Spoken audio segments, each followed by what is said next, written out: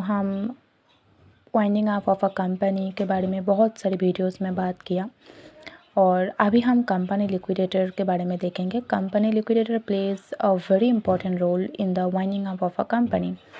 Basically in case of winding up of a company जितने सारे assets होती है उस सभी एसेट्स को ऑर्गेनाइज करना, अरेंज करना, फिर उसको डिस्ट्रीब्यूट करना among the debenture holder, creditor, share holder, इस सभी का काम होती है एक लिक्विडेटर का।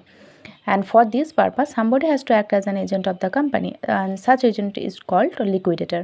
Basically, Section 275 of the Companies Act 2013 provides that for the purposes of winding up by the tribunal, it is authorized to appoint an official liquidator or liquidator from the panel maintained amongst the insolvency professionals registered under the Insolvency and Bankruptcy Code 2016 as the company liquidator.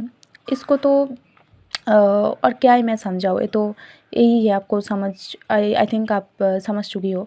और terms and condition for appointment of company liquidator as well as remuneration of company liquidator always fixed करती है tribunal. और अगर removal और replacement की बात करें तो सेक्शन 276 ऑफ कंपनीज एक्ट 2013 ने बोला है कि ट्राइब्यूनल के पास एक कंप्लीट पावर है to remove any company liquidator.